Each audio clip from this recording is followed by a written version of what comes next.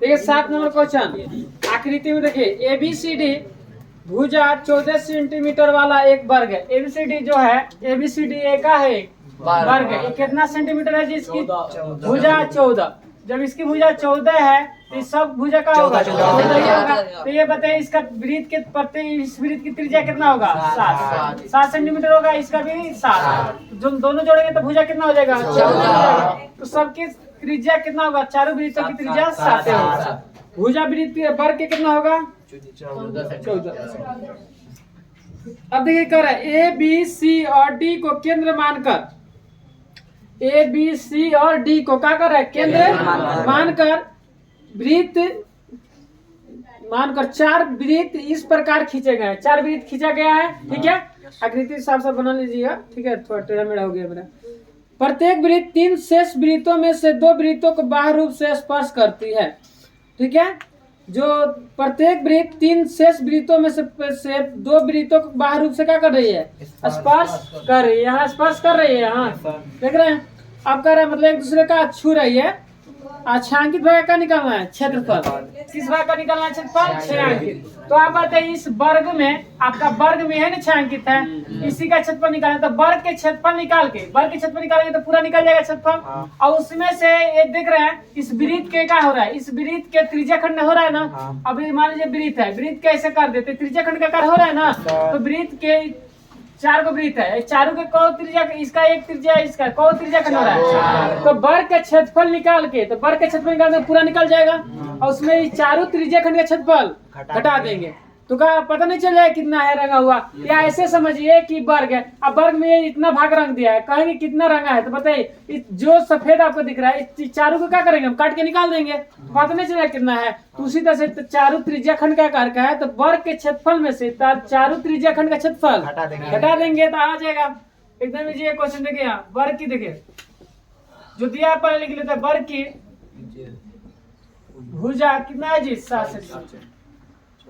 14 centimetre. हाँ 14 कितना है जी? 14 सेंटीमीटर। ठीक है, वर्ग की भुजा कितना है? 14 सेंटीमीटर। अब देखिए त्रिज्या खंड की त्रिज्या 7 सेंटीमीटर। कितना है? 7 सेंटीमीटर। 7 सेंटीमीटर कहाँ से है? 14 पूरा भुजा हो रहा है तो 2 से भाग कर देंगे। ये इसका 7 हो जाएगा, इसका भी 7 होगा, मतलब आधा आधा होगा ना। चलिए अब यहाँ लिख देता है त्रिज्या खंड का कोण। कौन सा? त्रिज्या खंड का कोण मतलब का इसको लेते हैं थीटा ना। थीटा वर्ग का प्रत्येक कोण कितना डिग्री? सबको पता है। अब बताइए हमें क्या निकलना है जी? छायांकित भाग का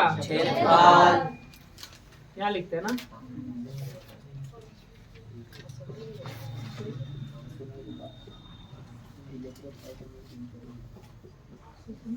क्षेत्रफल क्या होगा बताइए? बोलिए।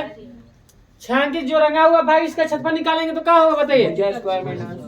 वर्ग के क्षेत्रफल, वर्ग के क्षेत्रफल में वर्ग का क्षेत्रफल में से क्या करेंगे?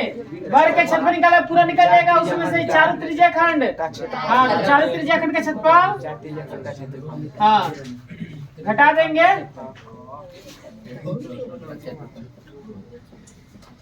चलिए वर्ग का क्षेत्रफल क्या होता है? भुजा स्क्वायर माइनस 4 को त्रिज्या खंड का क्षेत्रफल थीटा बटा। चलिए भुजा कितना है जी? 14 स्क्वायर होगा 4 गुना थीटा का मान 22 बटा आर कितना है? Are 7 cm। इसका स्क्वायर करेंगे। चलिए 9 चौका 36, 4 से 4 खत्म। ऐसा समझे? अभी क्या होगा स्क्वायर? 22 बटा का हो जाएगा जी? 49 cm स्क्वायर। 7 से 49 कट जाएगा, 7 मरतबे ना। चलिए अब क्या होगा? 196 cm स्क्वायर माइनस 154 क्या हो जाएगा? 54 cm स्क्वायर। अब बताइए क्या होगा जी, घटेगा 42 क्या जाएगा 42 cm। जो रंगा हुआ भाग है छायांकित भाग, उसका क्षेत्रफल कितना आ गया 42। चलिए आगे समझ में।